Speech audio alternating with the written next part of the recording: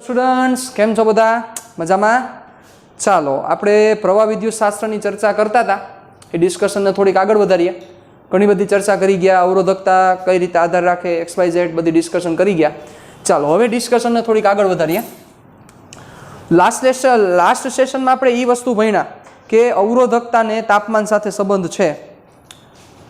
અવરોધકતા, સુવાહકની અવરોધકતા શું થાય, બીજી શું થાય, ત્રીજું શું થાય, બધી ડિસ્કશન આપણે લાસ્ટ લેક્ચરમાં કરી ગયા છીએ. હવે સમજો કે જેની ડિસ્કશન કરવી છે કે અવરોધકતાનું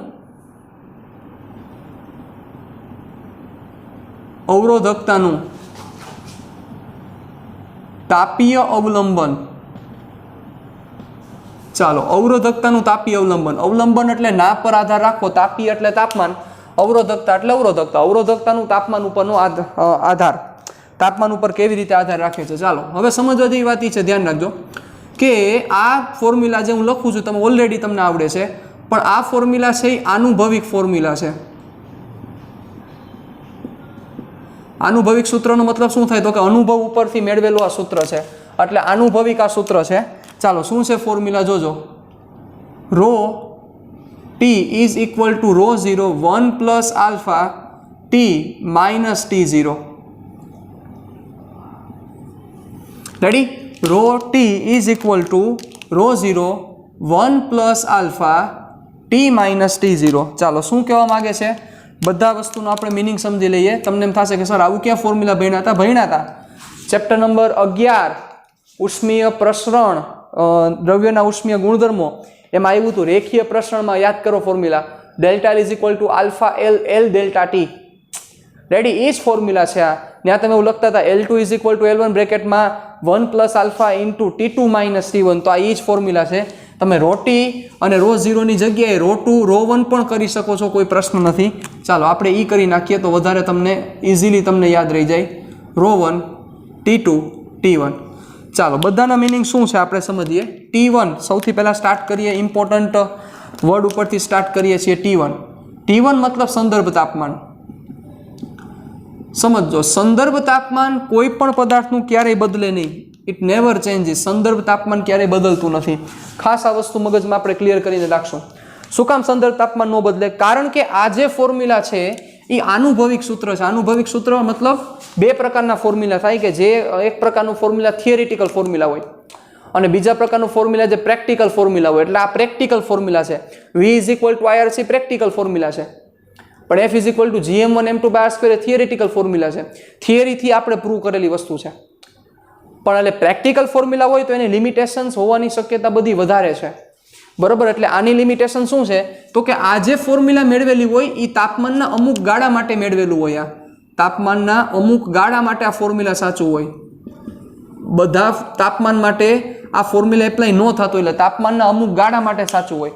અને બીજી વસ્તુ શું છે તો કે આ ફોર્મ્યુલા મુજબ રો અને ટીનો જે સંબંધ થાય, રો અને ટીનો સંબંધ કાંઈ સુરેખ ન થાય. રો અને જે ટીનો સંબંધ છે એ સુરેખ ન મળતો હોય. બરોબર? કે તમે અહીંથી ડિસ્કશન સ્ટાર્ટ કરો તોય હાલે, અહીંથી ડિસ્કશન સ્ટાર્ટ કરો તોય હાલે, અહીંથી ડિસ્કશન સ્ટાર્ટ કરો તોય હાલે. કારણ કે સુરેખા મળતો હોય તો તમે સમજી શકો છો કે ગ્રાફમાં આખી વસ્તુ તમે રિપ્રેઝન્ટ કરી શકો છો. પણ આ સુરેખા ન મળતો હોય ગ્રાફ. બરોબર? કારણ કે સુરેખા મળે તો તમે કોઈ પણ સ્લોપ ફાઇન્ડ કરો, અહીંથી સ્લોપ ફાઇન્ડ કરો તો ભલે, અહીંથી સ્લોપ ફાઇન્ડ કરો તો ભલે, બધી વસ્તુ એક જ થાય. એટલે આ સુરેખા નથી મળતો. એટલે ખાસ આ વસ્તુ મગજમાં રાખજો કે કોઈ પણ પદાર્થનું સંદર્ભ તાપમાન તમારે ક્યારેય બદલવાનું નહીં. સંદર્ભ તાપમાન અચળ રહે, એટલે સંદર્ભ તાપમાન ચેન્જ નહીં થાય. ખાસ વસ્તુ મગજમાં રાખજો. તમને એમ થાય કે સર જો સંદર્ભ તાપમાન મેન્શન નથી કરેલું તો કોને સંદર્ભ તાપમાન લેવું? તો તમારે સંદર્ભ તાપમાન કોને લેવાનું છે? બહુ ઇઝી વસ્તુ છે. તમને એમાં લોએસ્ટ ટેમ્પરેચર જે દીધું હોય એ તમારું સંદર્ભ તાપમાન થાય. જો તમને કીધું જ નથી કે સંદર્ભ તાપમાન શું છે તો જે લોએસ્ટ ટેમ્પરેચર છે એને તમારે સંદર્ભ તાપમાન તરીકે કન્સિડર કરવાનું થશે. ચાલો આ વસ્તુ ક્લિયર થઈ ગઈ આખી. કોને સંદર્ભ તાપમાન તરીકે લેવાનું છે? જે તમને લોએસ્ટ ટેમ્પરેચર આપેલું હોય. અને જો કીધું હોય કે આને સંદર્ભ તાપમાન લ્યો તો કાંઈ પ્રશ્ન જ નથી, તો તમે ઇઝીલી લઈ લેજો. તો આ T1 થયું સંદર્ભ તાપમાન. ચાલો T2 નો મતલબ શું થશે? કોઈ પણ તાપમાન, એટલે ગમે તે તાપમાન હોઈ શકે. પછી તો કે રો 1 એટલે સંદર્ભ તાપમાને સંદર્ભ તાપમાને અવરોધકતા અને ρ2 નો મતલબ ટી તાપમાને અથવા એવું લખી નાખું T2 તાપમાને અવરોધકતા. યસ, તમને એમ પ્રશ્ન થતો છે સર આલ્ફા નથી લીધો, લઈ લઈ આલ્ફા. આલ્ફાને કહેવાય અવરોધકતાનો તાપમાન ગુણાંક. અવરોધકતાનો તાપમાન ગુણાંક. અવરોધકતાનો તાપમાન ગુણાંક. વાં તમે એને રેખીય પ્રસરણાંક કહેતા હતા, અહીંયા તમે કહો છો અવરોધકતાનો તાપમાન ગુણાંક. રેડી? બહુ સિમ્પલ ફોર્મ્યુલા છે. આલ્ફા ઇઝ ઇક્વલ ટુ અવરોધકતાનો તાપમાન ગુણાંક. ચાલો સમજો, અહીંયા ધ્યાન આપજો. એકમ શું થશે? What is the unit of the alpha? આલ્ફાનો એકમ શું થાય? તો આલ્ફાનો એકમ તમને અહીંથી સમજાવવું જોઈએ. 1 પ્લસ 1 નો એકમ શું છે? તો અહીંયા કાંઈ નથી. તો એનો મિનિંગ કે આ જે ટર્મ છે આનો એકમ પણ કાંઈ નહીં થાય અને આનો એકમ કાંઈ ન થાય, એટલે આલ્ફાનો એકમ, સ્ટુડન્ટ સમજી ગયા છે, આલ્ફાનો એકમ તાપમાન ઇન્વર્સ એટલે કે પર કેલ્વિન અથવા પર ડિગ્રી સેલ્સિયસ થશે. શું થશે? પર કેલ્વિન અથવા પર ડિગ્રી સેલ્સિયસ થશે. બીજી વસ્તુ તમે આમ પણ સમજી શકો, અહીંયા જે અવરોધકતા છે આનું એકમ હોય, એ જ આનું એકમ હોય, એટલે આ એકમ અને આ એકમ તો આવી ગયા. એટલે હવે આ ગુણાકારમાં છે એનો એકમ 0 થવો જોઈએ. રેડી? કારણ કે આ બંનેના એકમ તો સરખા થઈ ગયા. બરાબરની આ બાજુ જે હોય એ જ એકમ આ બાજુ આવવો જોઈએ. તો ઓલરેડી આ એકમ તો આવી ગયો છે, આ બરાબરની આ બાજુ છે, તો આ એકમ તો અહીં પ્રેઝન્ટ છે. તો એનો મિનિંગ આ જે ગુણાકારમાં છે એકમ કેટલો થવો જોઈએ? 0 થવો જોઈએ. રેડી? આ આલ્ફાનો એકમ.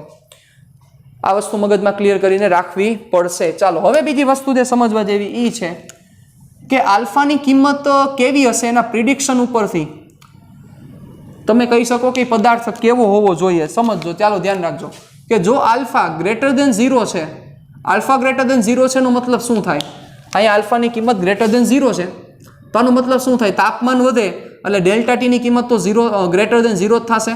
આલ્ફા ગ્રેટર દેન 0 છે એનો મતલબ 1 પ્લસ કંઈક આવશે, અને 1 પ્લસ કંઈક આવશે એટલે આખી કિંમત 1 કરતાં મોટી થશે, અને આખી કિંમત 1 કરતાં મોટી થાય તો ρ2 ની કિંમત ρ1 કરતાં વધે. સમજી શકો છો?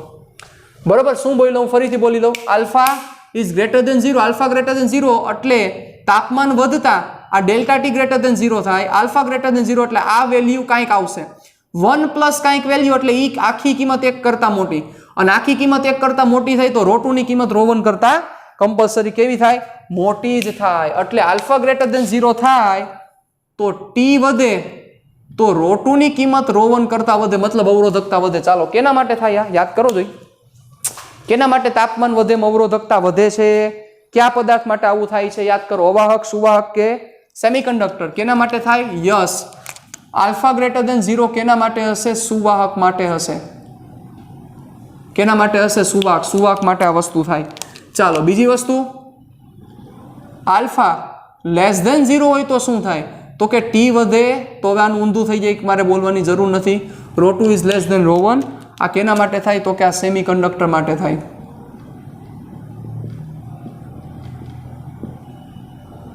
બરાબર? અને મિશ્ર ધાતુ કે જે મિશ્ર ધાતુની તાપમાન ઉપરની ડિપેન્ડન્સી બહુ ઓછી છે એના માટે alpha is approximate equal to 0 થાય. કેના માટે? મિશ્ર ધાતુ માટે. શું કામ? તો કે જો આલ્ફાની કિંમત મોટી હોય તો તાપમાન સાથે અવરોધકતા વધે. મિશ્ર ધાતુ, કેટલીક મિશ્ર ધાતુ એવી છે કે જેનું તાપમાન વધે તો અવરોધકતામાં કાંઈ ખાસ ફેરફાર થતો નથી, અને કેટલીક ધાતુ, કેટલીક મિશ્ર ધાતુ એવી છે કે જેને અવરોધકતામાં ફેરફાર જ નથી થતો. તો આ વસ્તુ આપણે મગજમાં રાખીએ કે મિશ્ર ધાતુ હશે કે જેનું તાપમાન ઉપરનું અવલંબન બહુ ઓછું છે તેના માટે આલ્ફાની કિંમત એપ્રોક્સિમેટ કેટલી થશે? તો કે 0 થશે. ક્લિયર? ચાલો હવે આ બધાની વચ્ચે એક થિયરી આપણે ડિસ્કશન કરી લઈએ, પછી આપણે સમ ઉપર જઈએ બધા. ચાલો જોજો. એ થિયરીનું નામ છે મોબિલિટી.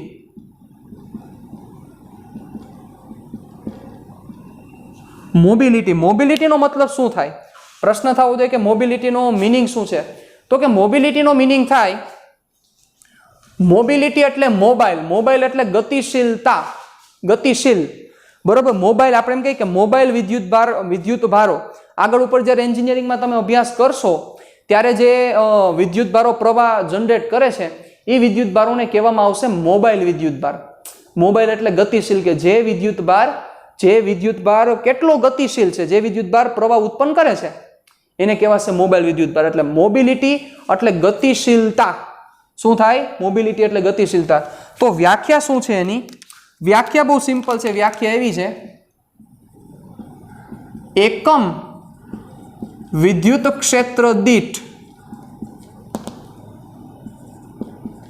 મોબાઈલ વિદ્યુતભાર,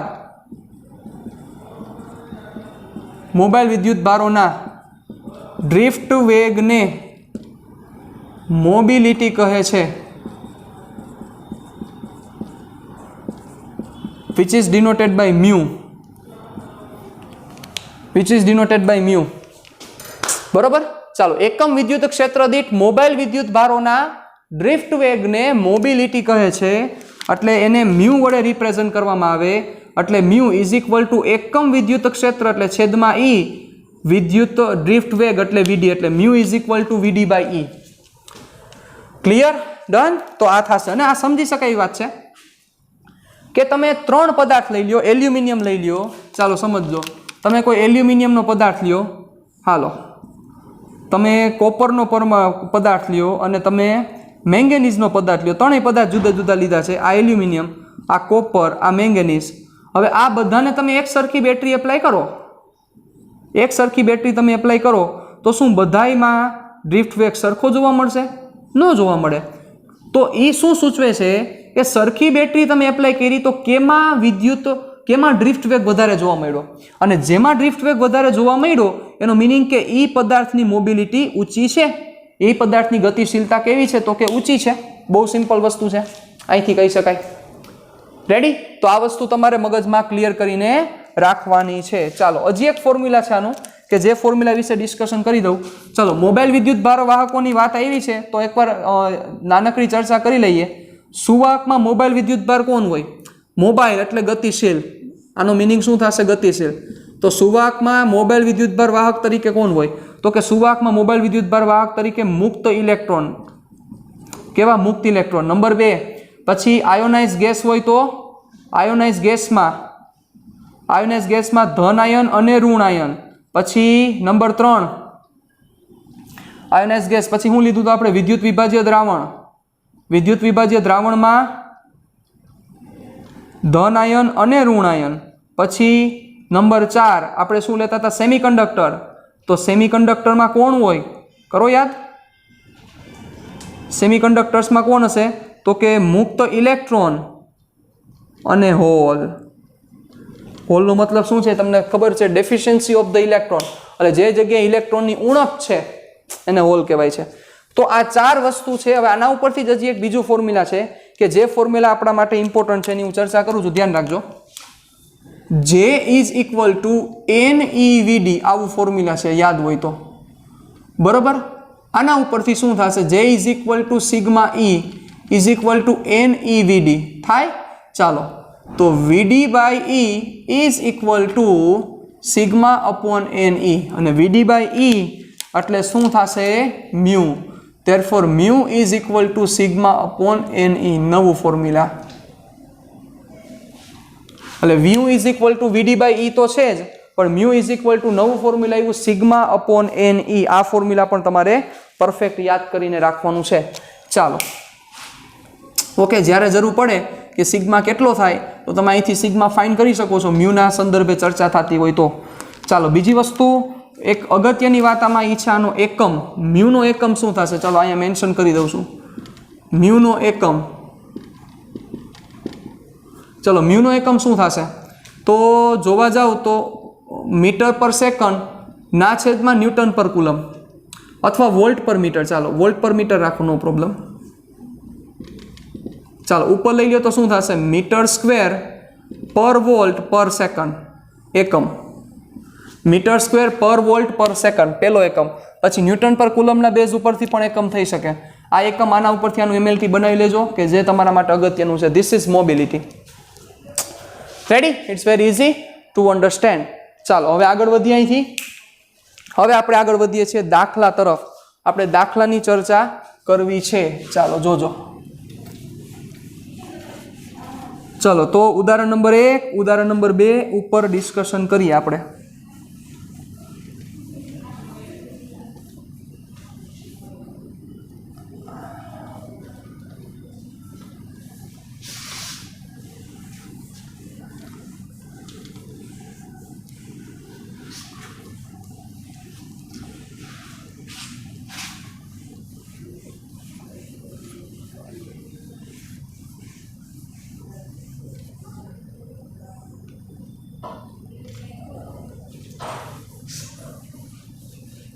ચાલો ઉદાહરણ 1 અને ઉદાહરણ 2, ચાલો ઉદાહરણ 1 અને ઉદાહરણ 2 શું છે જોજો બરોબર રીતે.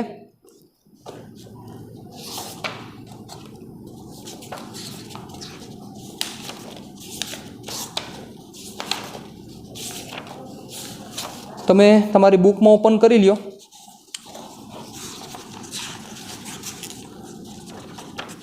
યસ, ઉદાહરણ 3.1. ચાલો સારો સમજે થોડુંક ધ્યાન રાખજો. 1.5 એમ્પિયર પ્રવાહનું વહન કરતા અને 1 × 10⁻⁷ મીટર સ્ક્વેર જેટલું આડછેદનું ક્ષેત્રફળ ધરાવતા એક તારમાંથી વહન પામતા ઇલેક્ટ્રોન માટે સરેરાશ ડ્રિફ્ટ ઝડપ ગણો. It means you have to find VD find કરવાનો છે તમારે. એવું ધારો કે દરેક કોપરનો પરમાણુ લગભગ 1 વાહક ઇલેક્ટ્રોન આપે છે. દરેક કોપરનો પરમાણુ લગભગ 1 વાહક ઇલેક્ટ્રોન આપે છે. કોપરની ઘનતા 9 × 10³ કિલોગ્રામ પર મીટર ક્યુબ અને તેનો પરમાણુ દળાંક 63.5 ગ્રામ પર મોલ, એટલે પરમાણુ ભાર. રેડી? પછી બી પ્રશ્ન છે, ઉપરોક્ત મળેલ ડ્રિફ્ટ ઝડપને સામાન્ય તાપમાને કોપર પરમાણુઓની ઉષ્મીય ઝડપ, બીજું સુવાહકમાં આ ડ્રિફ્ટ ગતિ માટે જવાબદાર છે તે વિદ્યુત ક્ષેત્રની પ્રસરણની ઝડપ સાથે સરખામણી કરો. ઓકે, એટલે પહેલો પોર્શન આપણે સમજી લઈએ. પહેલો પોર્શન શું કહેવા માંગે છે, તમે તમારી બુક ઓપન કરી લેજો. ચાલો 1.5 એમ્પિયર નો પ્રવાહ સમજો, બહુ સમજવા જેવું છે. તમારું લોજિક માગી લેશે, એમને માનો આન્સર નહીં આવે. બહુ છે સિમ્પલ, પણ લોજિક હશે તો જ ભેગું થશે. ઉદાહરણ 3.1. ચાલો તમારી પાસે પ્રવાહ છે, તમને કેટલો પ્રવાહ કીધો છે? I is equal to 1.5 ampere. 1.5 એમ્પિયરનો પ્રવાહ છે. ચાલો ઓકે, વહન કરતા અને આટલું આડછેદનું ક્ષેત્રફળ કેટલું? A બરાબર 10⁻⁷ મીટર સ્ક્વેર જેટલા આડછેદનું ક્ષેત્રફળ. A બરાબર 10⁻⁷ મીટર સ્ક્વેર જેટલા આડછેદનું ક્ષેત્રફળ ધરાવતા I આપી દીધો, A આપી દીધો. એક તારમાંથી, એક કોપરનો તાર છે, આ કોપરના તારમાંથી વહન પામતા ઇલેક્ટ્રોન માટે, ઓબ્વિયસ છે ઇલેક્ટ્રોન વહન પામશે, વહન પામતા ઇલેક્ટ્રોન માટે સરેરાશ ડ્રિફ્ટ ઝડપ ગણો. એટલે તમારે વીડી ફાઇન્ડ કરવાનો છે. You have to find what is the value of VD. ચાલો તો તમે કહેશો કે સર આમાં તમે શું મૂંઝાઈ ગયા, બહુ ઇઝી સમ છે. I is equal to NEAVD. હા સાચા છો, I is equal to NEAVD, but બચાવ તમારી પાસે n જ નથી. n એકમ કદ દીઠ મુક્ત ઇલેક્ટ્રોનની સંખ્યા, મતલબ કે સંખ્યા ઘનતા, જે તમારી પાસે છે જ નહીં. કેવી રીતે કરશો? ચાલો હવે બોલો. હલવાઈ ગયા ને? આ પ્રશ્ન બહુ ઇમ્પોર્ટન્ટ છે. આ કેવી રીતે કરશું આપણે? સંખ્યા ઘનતા ફાઇન્ડ કરવાની છે. એકમ કદ દીઠ મુક્ત ઇલેક્ટ્રોનની સંખ્યા. સાથે સાથે તમને ડેન્સિટી દીધેલી છે કોપરના પરમાણુની. કોપરની ડેન્સિટી આપેલી છે આઈ થિંક 7.9 × 10⁻³ સોરી 9 × 10⁻³ 9 × 10⁻³ કિલોગ્રામ પર મીટર ક્યુબ. અહીંયા ડેન્સિટી માટે ડી યુઝ કરેલો છે કારણ કે રોનો મતલબ અવરોધકતા એ થાય છે. પછી પરમાણુ ભાર એટલે 63.5 ગ્રામ પર મોલ. ચાલો એન કેવી રીતે મેળવશું? એન મેળવવો જ ઇમ્પોર્ટન્ટ છે. ઘનતા આપેલી છે એનો મતલબ કે કાંઈક તમને સમજાવવું જોઈએ કે એન નો મતલબ શું થશે. ચાલો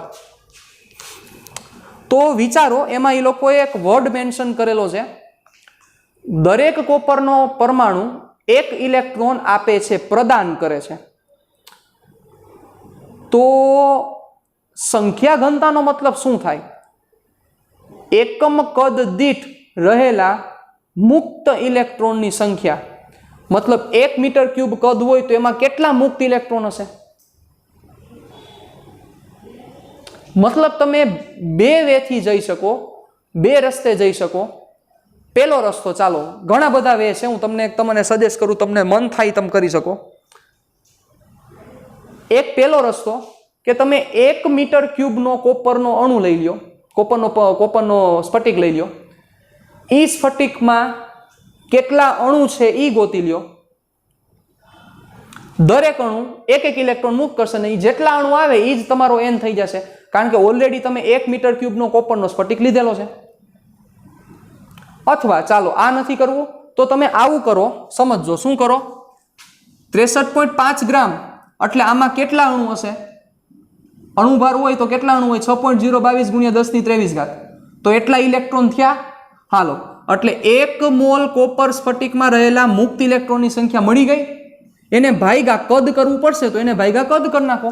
કેટલાનું? તો કે 1 મોલ કોપરના સ્ફટિકનું કદ, એટલે તમારું કામ પૂરું. બે રસ્તેથી તમે કરી શકો, તમને સારું લાગે એ તમારું. મૂળ અહીંયા n ગોતવો બહુ ઇમ્પોર્ટન્ટ છે.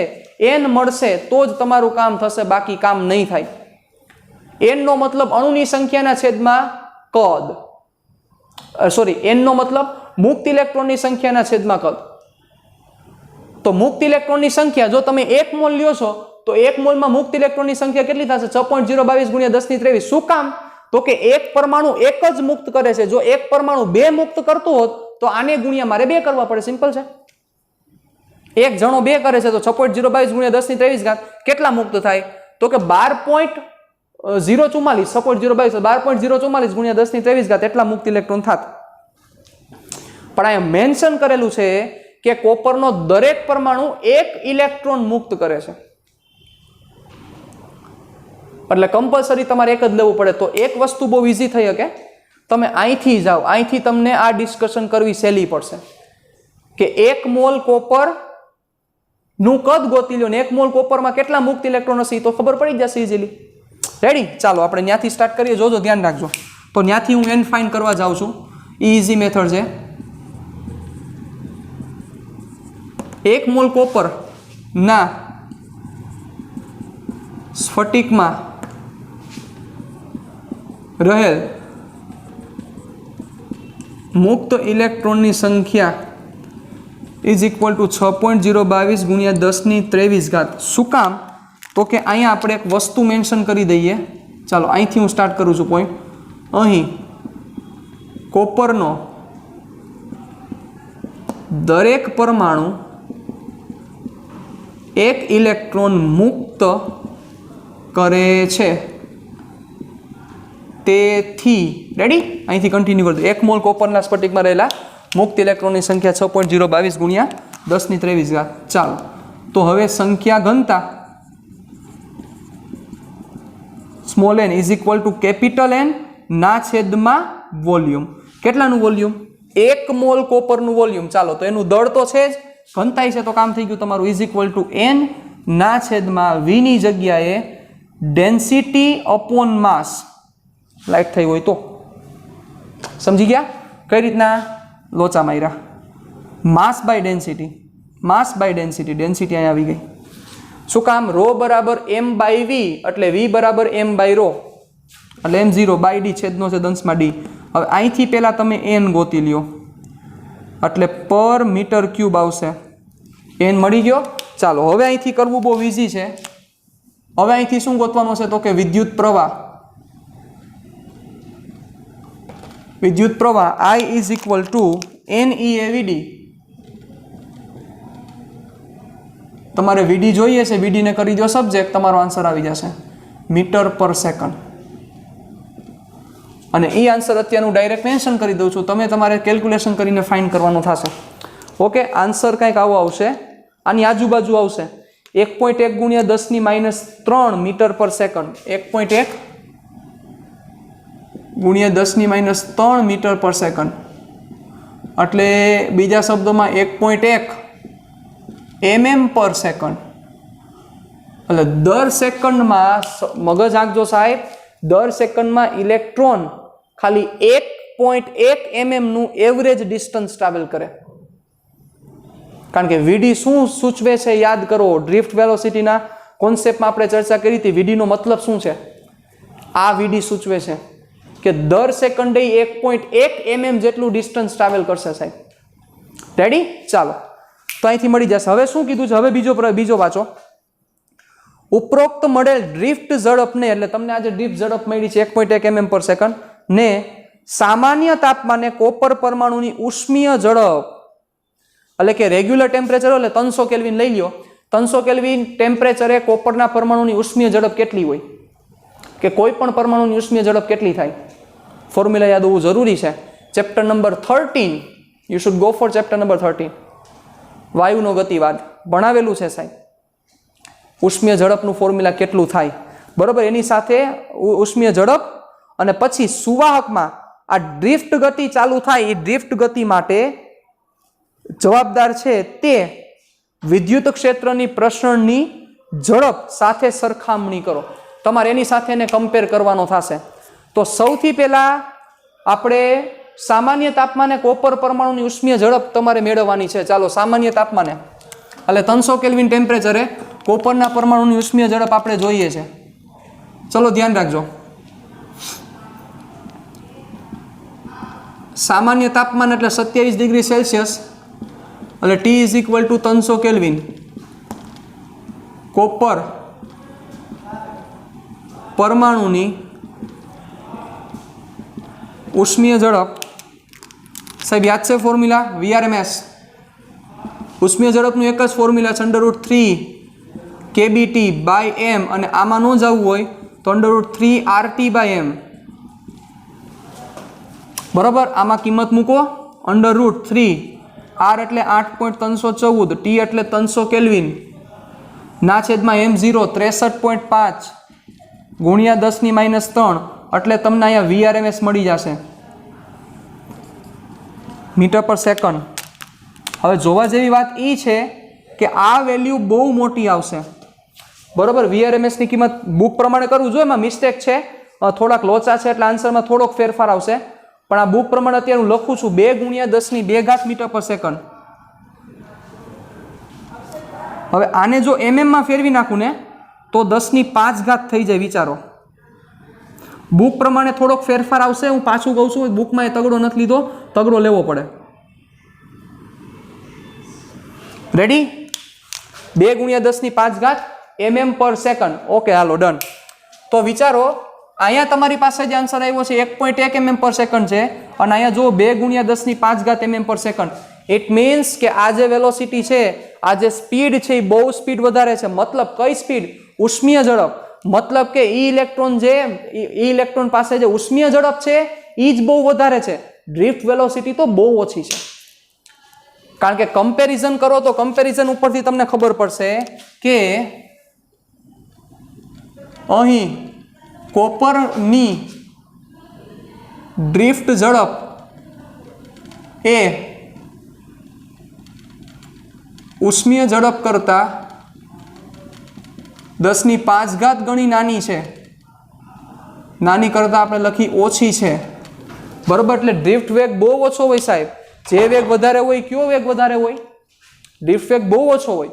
પણ કયો વેગ વધારે? ઉષ્મીય ઝડપ બહુ વધારે હોય. ચાલો હવે સમજો, સુવાહકમાં આ ડ્રિફ્ટ ગતિ માટે, આ ડ્રિફ્ટ ગતિ ક્યારે થાય? વિદ્યુત ક્ષેત્ર એપ્લાય થાય. સમજો, સુવાહકમાં આ ડ્રિફ્ટ ગતિ માટે જવાબદાર છે તે વિદ્યુત ક્ષેત્રની પ્રસરણની ઝડપ સાથે સરખામણી કરો. ચાલો, તો વિદ્યુત ક્ષેત્રની પ્રસરણની ઝડપ કેટલી હોય? વિદ્યુત ક્ષેત્રની પ્રસરણની ઝડપ ઇઝ ઇક્વલ ટુ 3 × 10⁸ મીટર પર સેકન્ડ. આટલી ઊંચી હોય સાહેબ. EM વેવ્સ, વિદ્યુત ચુંબકીય તરંગ માં જે સ્પીડ હોય એ જ સ્પીડ હોય વિદ્યુત ક્ષેત્રના પ્રસરણની ઝડપ. હવે તમને સમજાણું કે તમે લાઇટ ચાલુ કરો એટલે તરત કેમ લાઇટ સીધી સ્ટાર્ટ થઈ જાય? મતલબ કે જેવી તમે સ્વિચ ઓન કરો તો લાઇટ કેમ ચાલુ થઈ જાય છે? તમે જેવું સ્વિચ ઓન કરો તો લાઇટ કેમ તરત ચાલુ થઈ જાય છે? શું એની પાછળનું કારણ છે? ચાલો મગજ આપજો, રિપ્લે જો સમજવા જેવી વાત છે. સપોઝ આ કોઈ અરેન્જમેન્ટ એક છે, અહીંયા તમે આ બેટરી એપ્લાય કરી. ચાલો સમજજો, બહુ સમજવા જેવી વાત છે. આ સ્વિચ ઓપન છે. સ્વિચ આપણે કેવી રાખી છે? તો કે સ્વિચ ઓપન છે. ચાલો, જેવી તમે સ્વિચ બંધ કરો, આ બધા ઇલેક્ટ્રોન ડ્રિફ્ટ સ્પીડ ક્યારે આવશે? તો કે આ બધા ઇલેક્ટ્રોનને જ્યારે વિદ્યુત ક્ષેત્ર ફીલ થશે.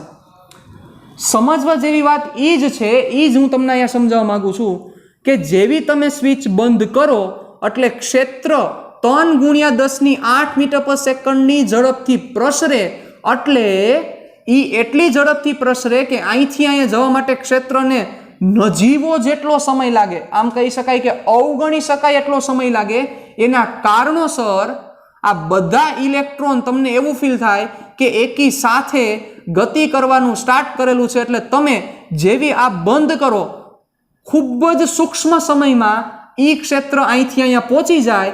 બધા ઇલેક્ટ્રોન ડ્રિફ્ટ સ્પીડ ચાલુ કરે અને ડ્રિફ્ટ સ્પીડ ચાલુ કરે એટલે કરંટ જનરેટ થાય. કરંટ જનરેટ થાય એટલે લાઇટ સીધી સ્વિચ ઓન એટલે લાઇટ ચાલુ થાય. એટલે એકચ્યુઅલ સેન્સમાં જોવા જાવ સાહેબ તો તમે જેવી આ સ્વિચ બંધ કરો છો એટલે લાઇટ ચાલુ થાય એના માટે અમુક સમય લાગે છે, પણ એ સમય એટલો સૂક્ષ્મ છે કે જે આપણે ડિટેક્ટ નથી કરી શકતા. એટલે આપણને એવું લાગે કે સ્વિચ ચાલુ કરી અને લાઇટ સીધી ચાલુ થઈ ગઈ. એકચ્યુઅલમાં એવું નથી સાહેબ. પણ સ્વિચ ચાલુ કરો એટલે વિદ્યુત ક્ષેત્રને પ્રસરવા માટે અમુક સમય લાગે છે, પણ એ સમય અતિ સૂક્ષ્મ છે. એનું કારણ એની સ્પીડ 3 × 10⁸ મીટર પર સેકન્ડ છે. એટલે વિદ્યુત ક્ષેત્ર આવડી સ્પીડથી પ્રસરણ પામે આ વાયરમાં. એટલે વાયરમાં રહેલા જેટલા પણ ઇલેક્ટ્રોન છે એ જેવું ક્ષેત્ર આવ્યું એટલે તરત ગતિ કરવાનું સ્ટાર્ટ કરે, તરત પ્રવાહ મળે, અને એ પ્રવાહ જે જનરેટ થાય એના માટે અતિ સૂક્ષ્મ સમય લાગે છે.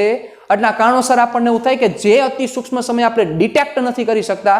એટલે એવું થાય કે આપણે આ લાઇટ અહીંથી સ્વિચ આ બંધ હતી, આ જેવી સ્વિચ ચાલુ કરી એટલે તરત લાઇટ થઈ ગઈ, પણ એકચ્યુઅલમાં એ ટાઈમ લે છે. પણ એ ટાઈમ અતિ સૂક્ષ્મ છે. તો એ સમજવા જેવી વાત છે ને કે આ વિદ્યુત ક્ષેત્રની પ્રસરણની ઝડપ આટલી ઊંચી છે એના કારણોસર આ સડન ચેન્જ થાય છે કે તમે સીધી જેવી લાઇટ તમે સ્વિચ ચાલુ કરી એટલે લાઇટ ચાલુ થઈ ગઈ અને સ્વિચ બંધ કરી એટલે તરત લાઇટ બંધ થઈ ગઈ. સાહેબ નકરામાં પ્રોસેસ વધારે થાત ને. સપોઝ ક્ષેત્રની સ્પીડ ઓછી હોત તો શું થાત કે તમે આ લાઇટ સપોઝ આ બંધ છે, તમે ચાલુ કરો, અમુક સમય જાય પછી ચાલુ થાય, અને બંધ કરો તો બંધ કરીને તમે પહોંચી ગયા હોય, અમુક સમય જાય પછી આ લાઇટ બંધ થાય. પણ એવું નથી થતું. એ કુદરતની કમાલ છે. એ આ સમજવા જેવી વાત છે. એટલે આની કમ્પેરિઝનમાં કે વિદ્યુત ક્ષેત્રની પ્રસરણની ઝડપની કમ્પેરિઝનમાં આ જે ડ્રિફ્ટ વેલોસિટી છે એ ખૂબ નાની છે. એટલે પ્રસરણની ઝડપની સાપેક્ષે વીડી ખૂબ નાના છે. રેડી? વીડી ખૂબ નાના છે પ્રસરણની ઝડપની સાપેક્ષે. રેડી? ચાલો, અથવા એમ કહી શકાય પ્રસરણની ઝડપની સાપેક્ષે વીડીની કિંમત અવગણી શકાય એવી છે. કિંમત અવગણી શકાય તેવી છે. રેડી? ચાલો મળીએ પાછા નેક્સ્ટ સેશનમાં. टाटा बाय बाय, सिया, फिर मिलेंगे चलते चलते.